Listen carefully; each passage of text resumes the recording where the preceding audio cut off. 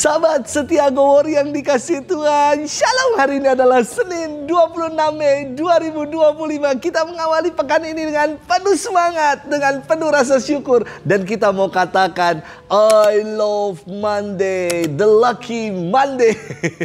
Hari ini bersama dengan seluruh gereja kita memperingati peringatan wajib Santo Filipus Neri Imam.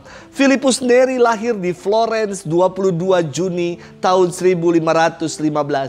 Ayahnya Franciscus Neri bekerja sebagai seorang notaris. Keluarganya termasuk dalam golongan bangsawan, tetapi mereka hidup sederhana. Filipus Neri dikenal dengan nama Pippo Buono yang artinya Filipus yang baik. Filipus Neri ditabiskan menjadi imam pada tahun 1551. Romo Neri adalah seorang imam yang spontan, tidak dapat ditebak, menyenangkan serta humoris. Ia amat populer sebagai seorang bapa pengakuan sebab ia pandai membaca hati orang dan memberikan penitensi yang membantu umat berbalik dari dosa-dosa mereka. Romo Neri membantu orang banyak dalam mengatasi kelemahan-kelemahan mereka dengan membuat mereka kembali tersenyum. Romo Neri terkenal ramah dan murah senyum.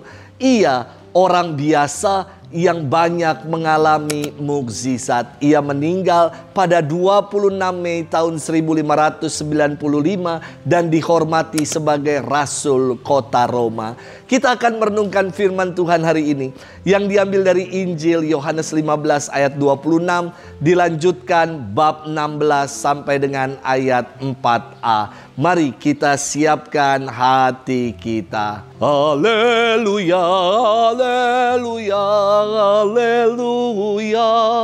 Roh kebenaran akan bersaksi tentang aku, sabda Tuhan.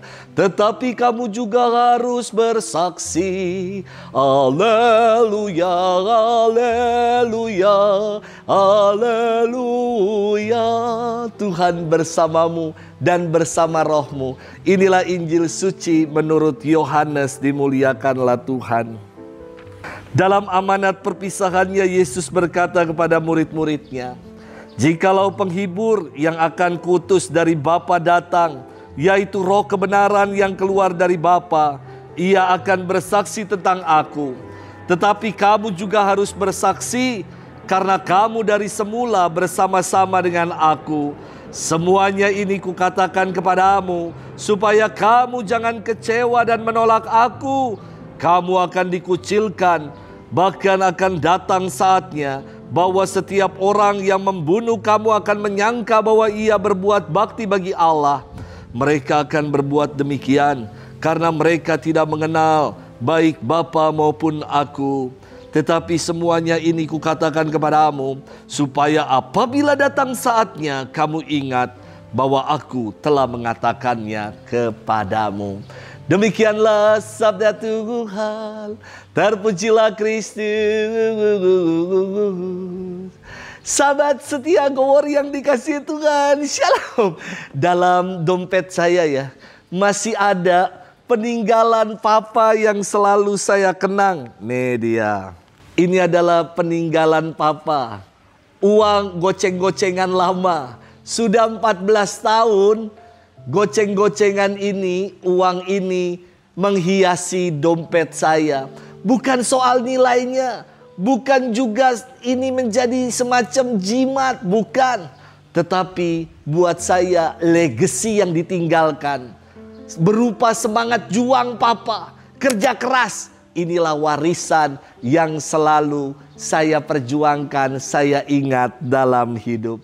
Sahabat setia Gowor yang dikasihi Tuhan, hari ini dalam firman Tuhan, Yesus memberikan wasiatnya kepada para murid bahwa akan terjadi pertengkaran, pengucilan dan penolakan sebagai pengikut Kristus.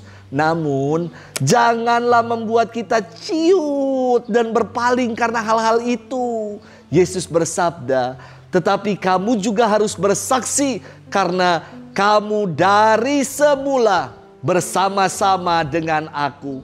Semuanya ini kukatakan kepadamu supaya jangan kamu kecewa dan menolak aku. Karena para murid dari semula telah bersama dengan Yesus, maka mereka diutus untuk menjadi saksi.